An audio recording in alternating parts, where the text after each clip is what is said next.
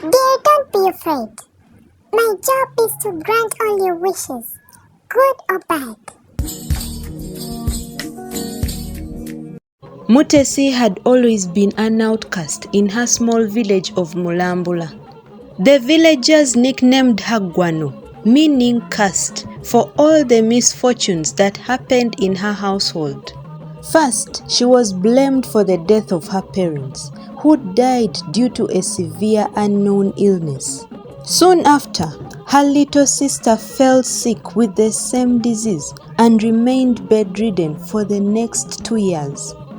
Life became hard on Mutesi, especially after assuming the role of caretaker to her bedridden little sister. She tried all means to get her sister treated, but the doctors could only do as much. They sent her back home, and now she was surviving on the herbal medicine that Mutesi was collecting from the forest. Education. Well, this was a dream that Mutesi never thought would ever come true in this lifetime. Her life now was centered around nursing her little sister back to health and surviving each and every day that passes by. Didn't she have any other family member, you might ask? Well, yes, she did. Her uncle, who was once responsible for the girl's well-being, had turned into a greedy monster. He took all their inheritance and left them with nothing but a small hut on the outskirts of the village, while he sold off their father's property and land, making himself a rich man in the village. Get out of here, stupid girl. Is it my fault that my brother didn't get male children in his lifetime? Don't give me headache. Learn to appreciate what you get in life.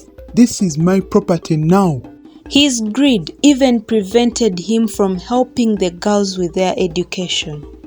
Well, that's how she got the nickname Gwano. But all that would change and shift after she discovered a magical flower in the forest. One day, as Mutesi had gone to pick medicine for her little sister, she stumbled upon a mysterious flower. It was like nothing she had ever seen before. Its petals were a shimmering shade of gold that gave off a bright, illuminating light. Intrigued by its beauty, Mutesi came closer to observe it more clearly. To her bewilderment, the flower seemed to have eyes and was smiling at her. How is this possible? How can an ordinary flower have eyes and be smiling? Mutesi thought to herself, but was even more shocked when she found out that the flower could speak. It all of a sudden started speaking to her and introduced itself as Indambu, the flower of fortune. Dear, don't be afraid. My job is to grant all your wishes, good or bad. I must be running mad. Mutesi sprinted out of the forest. It was like she had seen a ghost. But to her shock, when she got home, she found the flower planted in her compound. Is this death's game? She thought to herself. She couldn't fathom how the flower moved from the forest to her compound. She asked it why it had come to her. I have chosen your household for a reason. Convinced that the flower meant no harm, Mutesi decided to leave it be. She would often come to the flower and talk about all the problems that she had. She also talked about her sister, and the flower felt pity for her. It then told her to pick a petal and grind it and feed it to her sister. She did as told, and within a few days, her sister, who was on the verge of death, was all cured, healthy and fine. Mutesi couldn't thank the flower enough for the blessing, but little did she know that this was just the beginning. When she returned to her small garden the following day, she noticed that all her crops were thriving. The substandard maize seeds that she had planted earlier, which had refused to sprout, were now bigger and healthier than ever before. Her vegetables had also grown bigger and they were looking so fresh. The flower had blessed her and her crops with its magical powers. And as a result, Mutesi's farm became the most prosperous in the village. She was able to sell all her crops at a favorable price and was able to send her sister back to school. She also managed to renovate her small hut into a small but comfortable home, and also bought some household items that would help her and her sister survive. Her uncle, who had been keeping an eye on her, was shocked to find out the sudden changes in Mutesi's life. Wait, how can this useless, jobless girl do all this? She must be using her mother's witchcraft. He couldn't understand how Mutesi and her sister could become so successful when he had left them with nothing. So he started to secretly investigate and very soon found out about the flower. He started stalking her house day and night and very soon found her talking to the shimmering flower. Finally, he was now convinced that it was witchcraft that had brought all this success to Mutesi. And as the self-proclaimed righteous man that he was, he couldn't let this horrendous act go unpunished or nay. So he decided to report her to the village chief and the village council for witchcraft.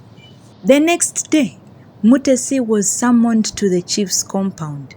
She knew she was in trouble but had to be strong for her sister. The chief then asked her about the flower, and Mutesi could not deny it.